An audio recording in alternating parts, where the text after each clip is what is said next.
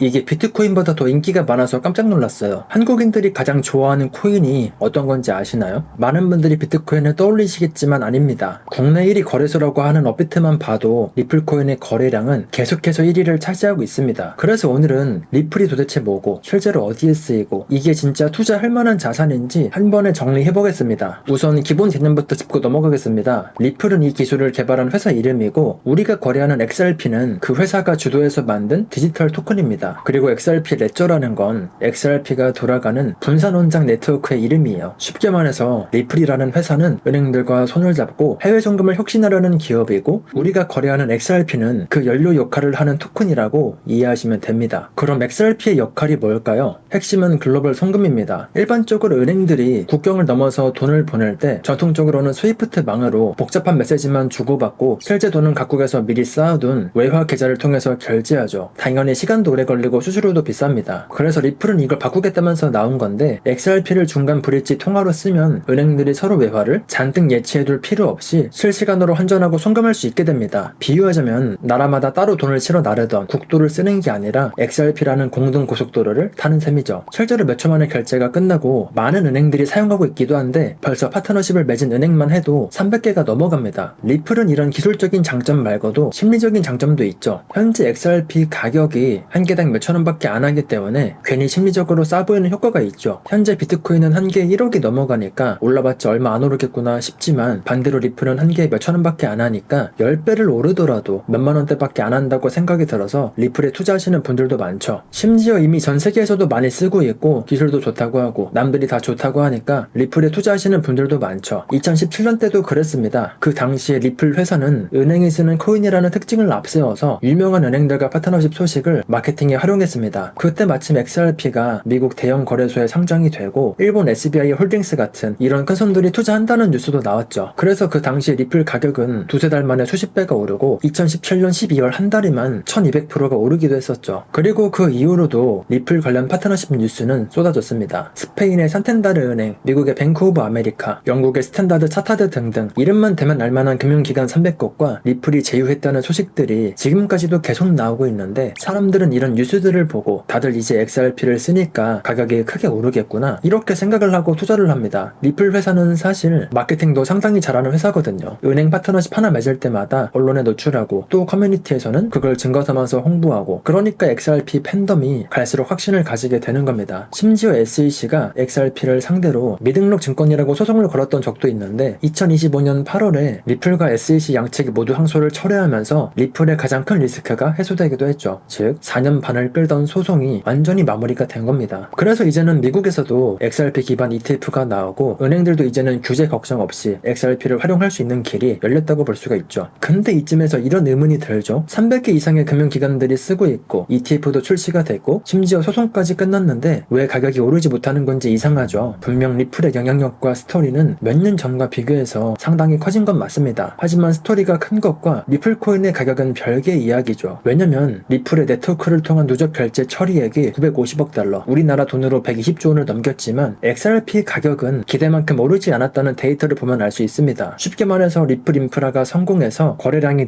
늘어나더라도 그 이득이 온전히 XRP 홀더에게 돌아오지 않는다는 겁니다. 아까 말씀드린 구조적인 이유 때문이죠. 은행은 효율을 얻으면 그만이지 사실 XRP 코인을 비트코인 장기 투자자처럼 꽉 잡고 안 팔 이유가 없습니다. 아무래도 그렇다 보니까 결제 950억 달러 달성이라는 엄청난 기록이 있어도 XRP의 시가총액이 10배로 뛰는 일은 일어나지 않았다는 겁니다. 물론 리플사가 돈을 못 번 건 아닙니다. 오히려 이 과정에서 리플사는 미국에서 은행 라이센스 취득, 민간 투자 유치 등등 회사 가치를 꾸준히 키웠죠. 하지만 토큰 투자자들 입장에선 허탈한 건 사실입니다. 은행과 기업이 리플 기술을 쓸수록 리플 회사는 성장하지만 정작 XRP 가격은 그만큼 안 따라가니까요. 그러면 XRP 가격은 영영 안 오르는 걸까요? 그건 또 아닙니다. 장기적으로 봤을 때 긍정적인 변화들도 분명히 있습니다. 일단 가장 큰 변화는 규제 불확실성이 거의 해소가 됐습니다. XRP의 가장 큰 리스크였던 소송도 끝났고요. 미국에서도 2025년 11월에 첫 XRP 현물 ETF가 승인돼서 나왔으니까요. 미국의 투자자들도 이제 증권 계좌로 XRP에 투자할 길이 열린 거예요. 실제로 첫 주에 수천만 달러가 몰렸었고 글로벌 투자은행 JP모건은 XRP ETF들이 출시 1년 내로 최대 80억 달러까지 자금 유입을 불러올 수 있다고 전망하기도 했죠. 그리고 리플사는 RLUSD라는 달러 연동 스테이블 코인을 출시해서 XRP 네트워크 상에서 달러 토큰을 바로 바로 활용할 수 있게 확장 중인데 2025년에는 RLUSD 스테이블 코인이 아프리카 결제 시장에 도입이 되고 그리고 중동에서도 규제 승인을 받기도 하면서 활동 영역을 계속해서 넓혀가고 있기도 합니다. 심지어 부동산 같은 실물 자산을 토큰화하는 프로젝트도 XRP 레저 위에서 진행하고 있기 때문에 예전에는 단순하게 국경을 넘나드는 결제 코인이었다면 이제 리플은요 종합금융 인프라 플랫폼으로 진화하고 있기 때문에 훨씬 더 많은 곳에서 사용이 되면 리플 가격 상승에도 큰 영향을 주게 되겠죠. 처음엔 팬덤 코인인 줄 알았는데 갈수록 실제 금융 인프라로 자리를 잡아간다는 건 분명히 긍정적인 신호이기도 합니다. 하지만 리플 투자자라면 여기서 꼭 짚어봐야 될 게 있습니다. 과연 이런 호재들이 XRP 가격에 얼마나 반영이 될지 생각을 해봐야 되죠. 냉정하게 보면 결국 두 가지 변수에 달렸습니다. 첫 번째는 실제 은행들이 앞으로도 XRP를 많이 쓰고 많이 들고 있을 것인지에 대한 문제고 그리고 두 번째는요 XRP만의 경쟁 우위가 오래 갈 것인지에 대한 문제죠. 첫 번째 문제부터 보면 은행이나 기업들이 이제 규제 리스크도 없으니까 XRP를 적극적으로 활용할 텐데 정말로 많이 사가지고 자기들 금고에 쟁여둘까요? 국제 송금시장 규모는 수십조 달러라서 엄청 크지만 그렇다고 해서 은행이 그 규모만큼 XRP를 상시 보유해야 되는 건 아니죠. 은행과 기업들은 필요한 순간에만 쓰면 됩니다. 그래서 앞으로도 XRP의 수요는 일정 수준 이상으로는 기하급수적으로 증가하기는 어려울 수 있다고 생각해볼 수가 있겠죠. 그리고 두 번째는요 경쟁에 대한 이야기인데요. XRP의 라이벌로는 같은 결제 특화 코인인 스텔라 루멘 코인도 있고 각국 중앙은행들이 추진 중인 CBDC 화폐도 있습니다. 그리고 무엇보다 스위프트망 자체도 가만히 있지 않습니다. 기존 망을 개선해서 디지털 자산을 활용한 초국경 결제 실험을 이미 시작했죠. 이런 경쟁 속에서 전 세계 모든 은행들이 무조건 XRP만 쓸 거라고 확신하는 건 안 된다는 겁니다. 소중한 돈으로 투자를 하는 거라면 모든 가능성을 열어두고 투자를 해야 되니까요. 그래서 현실적으로는 리플이 시장 파이를 대부분 장악할 확률은 높지만 어디까지나 확률인 거지 안 됐을 때의 경우도 생각해 놔야 됩니다. 그럼 최대한 긍정적인 시나리오를 생각해 본다면 XRP는 앞으로 얼마나 오를 수가 있을까요? 가장 극단적인 예시를 들어보면요. XRP의 시총이 은의 시총을 따라잡는 경우를 생각해 볼 수가 있겠죠. 안 그래도 최근에 전 세계 은 시장의 시가총액이 4조 달러를 넘겼는데 만약에 XRP도 그 정도로 올라간다면 가격이 어떻게 될까요? 현재 유통량 기준으로 단순하게 계산을 해봐도 10만원까지도 생각해 볼 수 있는 겁니다. 심지어 어떤 과학자분은 10년 이내로 리플의 가격이 1000달러까지도 될 수 있다고 하는데 지금 가격으로 비교해봐도 최소 500배 이상인데 시가총액으로 치면 60조 달러가 넘어가는 겁니다. 너무 현실적이지 않은 전망이라서 1000달러까지 오르긴 절대 힘들고 만약에 달러 약세에다가 전 세계 자금이 암호화폐로 이동하고 인플레이션이 심화되고 그리고 세계 금융 시스템이 무너지는 이런 모든 경우를 전제로 했을 때 리플이 1000달러가 될 수도 있다고 극단적인 전망을 하신 경우라고 봐요. 이런 경우라면 비트코인은 몇십억 단위가 돼 있겠죠. 그래서 저런 숫자는 재미로만 참고하시고 진짜 현실적으로 봤을 때는 은의 시총이나 이더리움 시총을 따라가는 정도까지는 그나마 긍정적으로 바라봤을 때 생각해볼 가격이겠죠. 아까 말씀드렸던 것처럼 리플은 소송 리스크도 해결되고 ETF 출시에다가 300개 이상의 은행들과 파트너십, 스테이블코인 런칭 등등 다양한 긍정적인 신호들이 있었죠. 그래서 리플 자체로만 봤을 때는 악재가 남아있는 게 거의 없지만 현재 암호화폐 시장 자체가 주목을 받고 있지 못하기 때문에 리플 가격도 오르지 못하고 계속해서 빠지고 있다고 볼 수 있어요. 이걸 반대로 말하면 다시 암호화폐 시장이 관심을 받고 비트코인 가격이 회복하면 리플도 당연히 상승할 수 있다고도 볼 수 있는 거겠죠. 이제 XRP 코인은 단순히 팬덤 코인을 넘어서 전 세계에서 쓰이는 금융 인프라로 자리를 잡아가고 있는 모습인데 그래서 리플을 투자해야 되나 말아야 되냐를 결정하는 건 결국 본인의 선택에 달린 문제라고 봅니다. 리플은 이제 스테이블 코인, 토큰화, 기간 서비스 등등 새로운 먹거리도 준비하고 있고 이런 모습들은 5년 전, 10년 전의 XRP와 확실히 다른 모습입니다. 예전에는 그냥 테마주 느낌이 강했다면 이제는 실사용 데이터를 갖춘 준 인프라 자산 느낌으로 바뀌는 중이라고도 할 수 있죠. 이제는 대부분의 암호화폐들이 사라지는 단계로 들어갈 텐데 실제로 사용처가 없는 코인들은 장기 투자를 하기엔 리스크가 있다고 보거든요. 그리고 코로나 때처럼 모든 코인들이 몇백 프로씩 상승하는 그런 그림은 다시 보기 힘들 거라서 굳이 알트코인을 투자를 하겠다면 이더리움 같이 실제로 사용처가 있거나 ETF가 출시된 코인들 위주로 투자를 해야 그나마 리스크를 낮출 수 있다고 봅니다. 이것도 리스크를 낮추는 거지 무조건 안전한 건 아니죠. 암호화폐 시장에서 가장 안전한 투자를 지향한다면 비트코인 말고는 솔직히 안전한 투자는 없다고 봅니다. 비트코인도 무조건 안전하다고 말할 수 없죠. 어쨌든 리플은 아직까진 팬덤 코인의 성격이 강하지만 지금처럼 계속해서 발전하면 나중에는 팬덤에 기대지 않아도 기간과 실사용이 받쳐주는 코인이 된다면 그땐 진짜 이더리움의 시총을 따라잡거나 지금보다 시가총액이 몇 배는 더 오를 수도 있겠죠. 그렇다고 해서 무조건 맹신하면서 올인해도 된다는 게 아니라 적어도 리플 코인이 오르려면 어떤 명분을 가지고 오를 수 있는지 그리고 리스크나 단점은 어떤 게 있는지 알고 투자를 하는 거랑 모르고 하는 거랑 천차만별이기 때문에 무작정 남들이 리플이 좋다고 하니까 투자하는 건 잘못 잘못된 투자 방법이라는 겁니다. 모든 자산들의 가격은 결국 시장 논리를 따릅니다. 아무리 좋은 기술과 호재도 수요와 공급의 원리에 따라서 가격이 결정되죠. 지금 추세로 간다면 XRP의 수요는 앞으로도 늘겠지만 아직 시장에 풀리지 않은 리플의 공급량도 많기 때문에 언락 이슈나 공급량도 잘 체크해 가면서 투자를 하셔야겠죠. 저는 리플은 따로 투자하고 있진 않습니다. 암호화폐 중에서도 저는 비트코인의 비중이 상당히 큰데, 그래서 마지막으로 비트코인과 XRP는 어떤 게 다른 건지 간단하게 정리를 해서 비교해 드릴게요. 모르는 사람이 보기엔 같은 암호화폐 같지만 태생부터 목표가 완전히 다릅니다. 비트코인은 2009년 세상에 나올 때 중앙 권력에 저항하는 탈중앙화 화폐였습니다. 즉 인플레이션에 대비한 디지털 금을 표방했죠. 2100만 개로 공급이 제한되어 있고 작업 증명 채굴을 통해서 탈중앙 보안을 확보했죠. 모두가 합의한 21만 블록마다 반감기가 진행이 되기 때문에 비트코인은 시간이 지날수록 인플레이션율이 떨어지죠. 즉 인류 역사상 처음으로 공급량을 예측 가능한 희소한 자산이 된 겁니다. 반면에 XRP는요, 출발부터 한 회사가 이끄는 프로젝트였고 1000억 개 대량 발행으로 시작됐습니다. 합의 알고리즘도 비트코인과 달라요. 연합된 검증자 합의를 씁니다. 즉 탈중앙화된 암호화폐가 아니라 중앙화의 성격을 띠고 있는 암호화폐죠. 애초에 네트워크 구조보다는 은행들이 편하게 쓸 수 있는 속도와 비용 최적화에 초점을 맞춘 겁니다. 공급량은 많고 유동성도 풍부하지만 그 대신에 수수료는 싸고 빠르죠. 철학적으로 보면 비트코인은 은행을 대체하겠다는 코인이라면 XRP는 그 반대입니다. 은행들이 더 효율적으로 움직이게 돕는 코인이라고 할 수 있습니다. 어떻게 봤을 때는 서로 대립하는 코인이라고도 볼 수 있죠. 방향성 자체가 아예 다른 거예요. 그래서 투자 포인트도 다릅니다. 비트코인은 앞으로 몇십 년을 묻어둘 가치 저장 수단으로 많이들 생각하고 접근하죠. 즉 인플레이션 해칭을 위한 자산으로 많이들 선택합니다. 그래서 기관 자금도 들어오고 ETF로 연기금 돈도 들어오고 하는 거죠. 하지만 XRP는요, 앞으로 몇 년 내로 이 기술을 채택하는 은행과 기업들이 늘어나서 거래량이 증가할 수 있는 자산으로 접근을 해야 됩니다. 수요의 질과 출처가 전혀 다르다는 거예요. 비트코인은 금리에 민감하고 매크로 자산처럼 움직이는 경향이 있고 XRP는 특정 산업 채택 지표에 움직이는 경향이 있습니다. 물론 암호화폐 시장 흐름에서 보면 비트코인은 영향을 많이 받긴 하지만 큰 틀에서 봤을 때는 리플과 비트코인은 투자 전략이 서로 다르다는 거죠. 둘 다 규제 리스크는 많이 해소가 됐다고는 해도 그래도 전통 금융권의 인식에서 비트코인이 한 수 위인 건 맞습니다. 미국의 SEC조차 비트코인은 상품으로 간주하지만 XRP는 최근 들어서야 겨우 증권은 아니다 정도로 판단을 받은 수준이니까요. 어쨌든 리플코인이 앞으로 오를지 내릴지는 아무도 정확하게 맞설 수가 없습니다. 적어도 리플코인에 투자를 하고 있거나 아니면 투자를 하고 싶다면 리플코인이 어떤 코인이고 어떤 성격을 띠고 있는지 알고 투자를 하셔야 된다는 겁니다. 한국인들이 가장 좋아하는 알트코인이라고 할 만큼 리플코인의 인기가 상당히 대단한데, 그래도 저는 앞으로도 리플코인의 투자는 거의 안 하지 않을까 싶어요. 리플코인이 별로라서가 아니라 개인적으로 땡기지가 않더라고요. 저는 지금 비트코인이나 거래소 토큰 정도만 모아가고 있는데, 혹시나 암호화폐에 투자하고 계시다면 여러분들은 어떤 코인을 모아가고 계신가요? 다음에도 도움이 되는 영상으로 찾아뵙겠습니다. 영상이 도움이 되셨다면 구독과 좋아요, 댓글까지 부탁드리고요. 시청해주셔서 감사합니다. 좋은 하루 보내세요.